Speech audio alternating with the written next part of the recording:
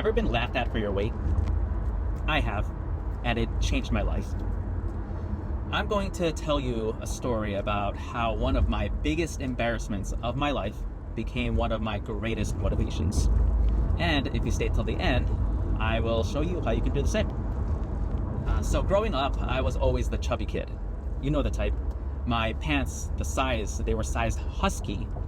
I was picked last for most of the gym class activities, or second to last sometimes. Always kind of a step behind other kids. I was the youngest in my grade after all. Meanwhile, there was this kid. His name was Brett. And I think we all know a Brett. Athletic, popular. All the girls in the class crushed on him. Even my crush did. And I wanted that life, but at that point in time, it was impossibly out of reach. I tried everything to lose weight so that I can be that guy. I tried a bunch of different workout videotapes like Tae Bo. I had a lot of different weightlifting machines that really didn't do much. The best I got was Bowflex, which was pretty good, but nothing really stuck there. And I even tried this crazy ab wrap thing where you would put this gel on this ab wrap and then you would wrap it around your waist, and then it sent electrical signals to your abs and made them flex. It probably wasn't very safe, but tried it anyway. I was trying literally everything that I saw on TV, right? Nothing stuck. I'd get excited, I'd start strong, then I'd find myself right back to where I started. Then, that day came at the mall. I was with my cousins and one of my titas when we passed this health store.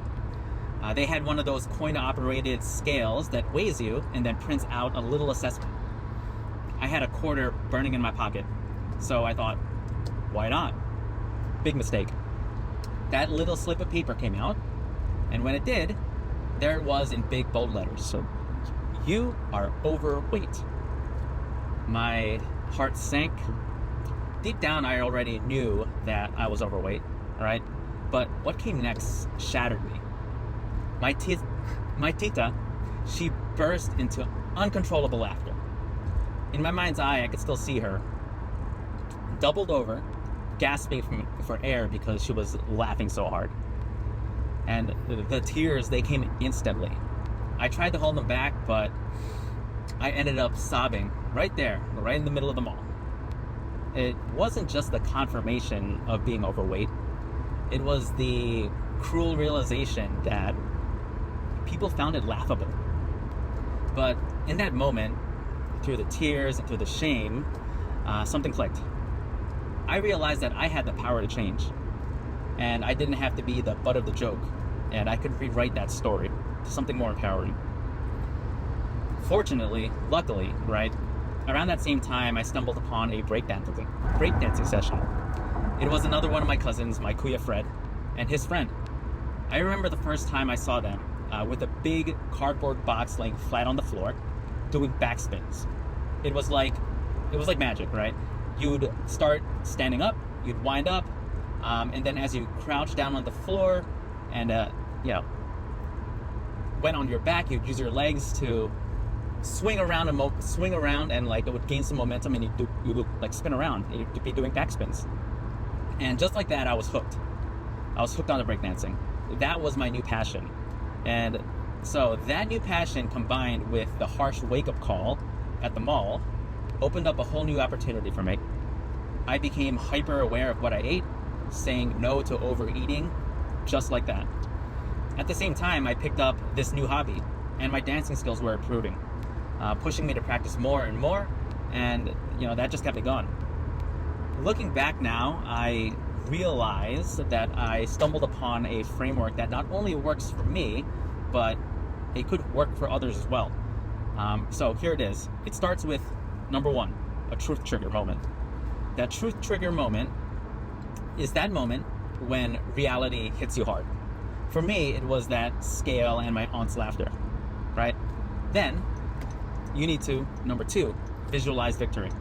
I kept picturing myself like Brett, fit, confident. And number three, game changer, finding your fun. All of this came together. Breakdancing became my passion. making exercise feel like play. And as I was doing that, I made number 4, small sustainable steps. Just focusing on eating a little bit less and moving a little bit more each time, letting momentum take me the rest of the way.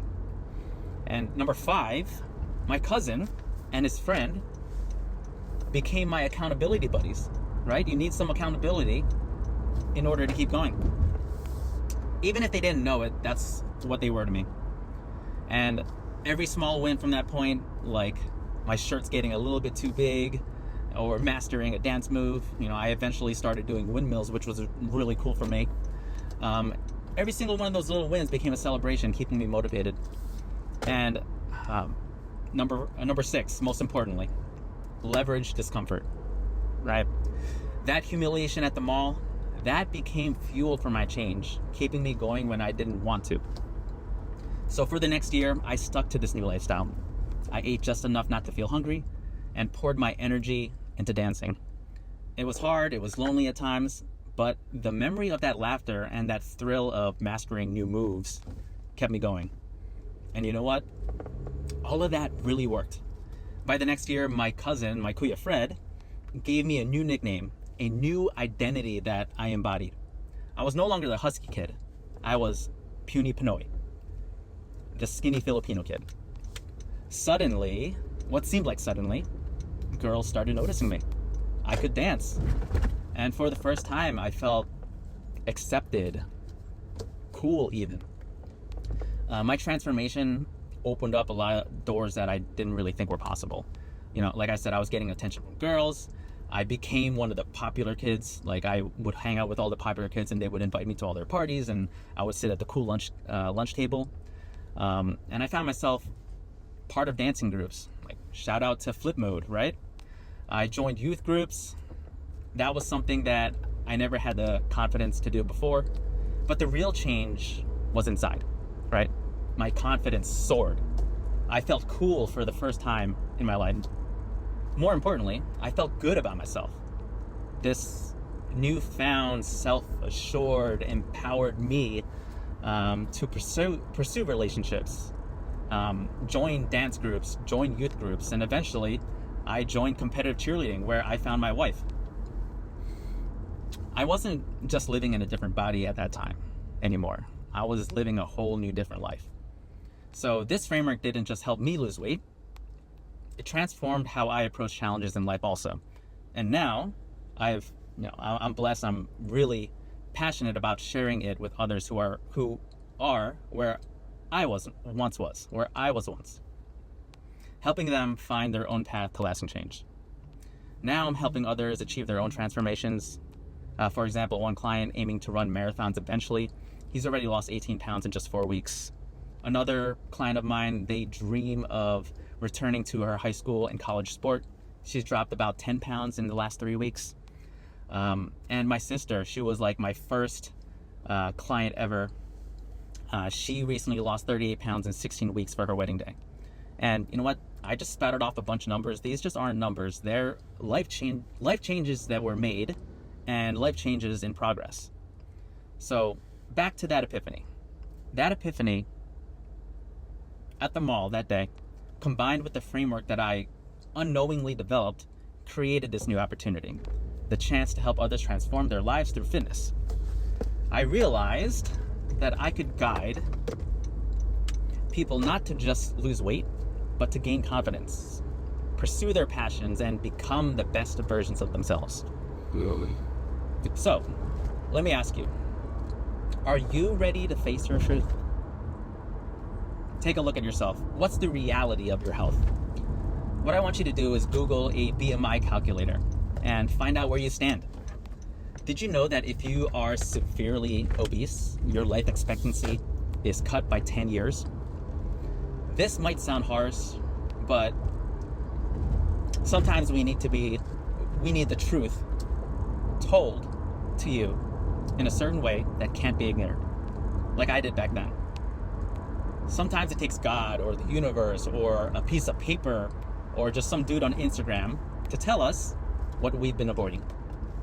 And if you made it this far in the video, tell me, are you ready to start your journey to rise to your prime self? Because, trust me, the person you can become, it's worth every step of the journey.